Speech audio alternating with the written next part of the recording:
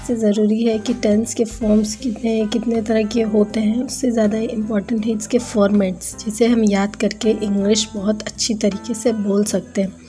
जैसे past, simple past का अगर हम फॉर्मेट देखें तो ये होता है सब्जेक्ट प्लस V2। जैसा आप देख रहे होंगे किताब में दिया हुआ है सब्जेक्ट प्लस V2, सब्जेक्ट ने काम किया। अगर इस तरह का कोई भी स्ट्रक्चर है, इस तरह का कोई भी सेंटेंस है जिसमें कि काम किया गया है, तो उसमें हम सब्जेक्ट प्लस V2 का यूज़ करते हैं, जिसका एग्जाम्पल है, पहला एग्जाम्पल है I went to the market, और सेकेंड एग्जाम्पल है She wrote a letter to the president, जिसमें I हो गया सब्जेक्ट और went हो गया V2। तो मैं मार्केट गया और उसने प्रेसिडेंट को लेटर लिखा। ये दोनों काम हो चुका है, मतलब हो चुका है कि इसमें हुआ है ये नहीं है कि हो चुका है दैट्स अनदर ये सेंटेंस हो जाएगा। इसके लिए हम लोग अलग तरह का फॉर्मेट देखेंगे, अलग तरह का स्ट्रक्चर देखेंगे। तो अगर इस तरह का जब भी कोई सेंटेंस आता है, मैं गई, मैं खाया, वो गया, वो आया, इस तरह के जो सेंटेंसेस हैं ये सिंपल पास्ट के सेंटेंस होते हैं, जिसके फॉर्मेट्स में हम हमेशा यूज़ करते हैं सब्जेक्ट प्लस V2। आप बस इतना याद रखिए, किसी भी टेंस में ये फॉर्मेट बस याद रहेगा तो आपको कभी कोई प्रॉब्लम नहीं होगी इस तरह के सेंटेंस बनाने में। सब्जेक्ट प्लस V2, सब्जेक्ट ने काम किया, बस इतना ही। पास्ट टेंस में आपको सिंपल पास्ट में सिर्फ और सिर्फ याद रखना है सब्जेक्ट प्लस V2। अब आप बोलेंगे कि V2 याद होगा, कहाँ याद होगा? ये बहुत आसान होता है। कहीं भी अगर हम वर्ब फॉर्म देखें तो आपको बहुत आसानी से मिल जाएगा। उसके लिए एक बुक भी मैं बता देती हूँ कि अगर आप सीनियर नहीं जूनियर ऑक्सफोर्ड की बुक लेते हैं तो इसमें बहुत अच्छे से छोटे छोटे वर्ड का दिया हुआ है वर्ब फॉर्म, उसमें से आप देख सकते हैं। इसके बाद नेक्स्ट, बहुत बार क्या होता है कि टू और फ्रॉम के यूज़ में हम बहुत कंफ्यूज हो जाते हैं। टू का यूज़ कहाँ करें, फ्रॉम का यूज़ कहाँ करें?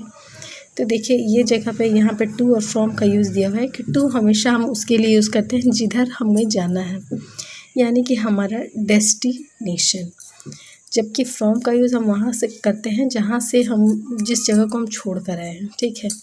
तो हम लोग वहाँ फ्रॉम का यूज़ करते हैं। जैसे I would go to Canada on 7th of this month, I came from Ranchi yesterday. ये दोनों में आप देख सकते हैं कि टू और फ्रॉम का डिफरेंट यूजेज है।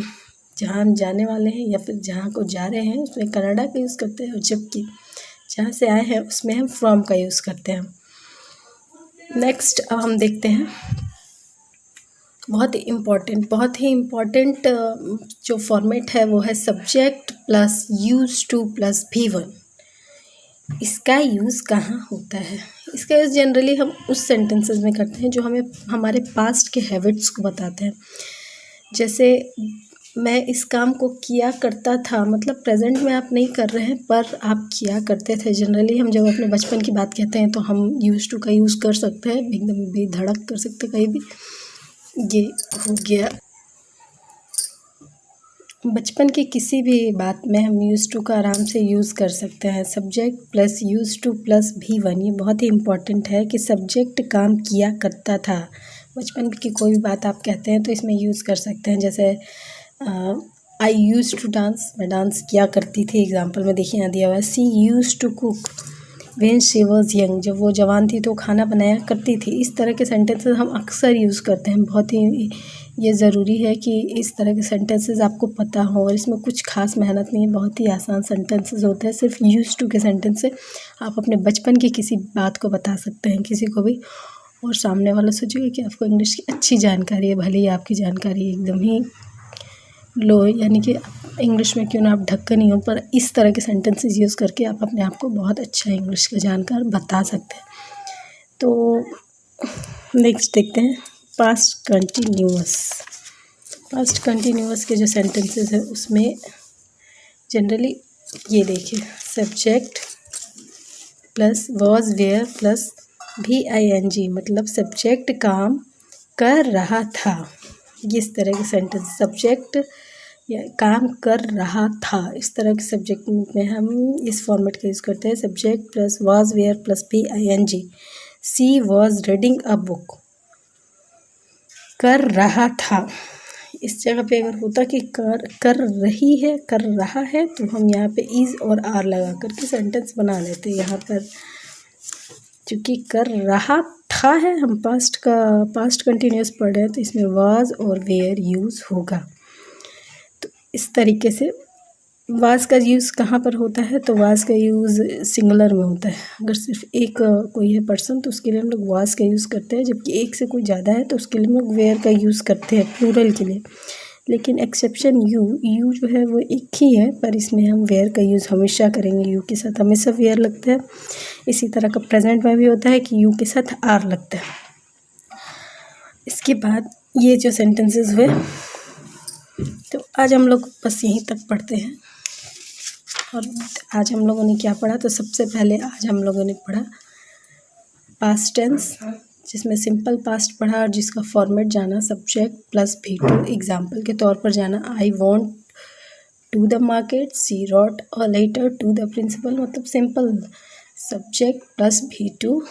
ये चीज़ आप नोट कर लीजिए अपनी कॉपी में। सब्जेक्ट ने काम किया, सब्जेक्ट ने काम किया था, सब्जेक्ट ने काम किया और सब्जेक्ट ने काम किया था, इसके लिए हमारा फॉर्मेट हमेशा रहेगा सब्जेक्ट प्लस V2।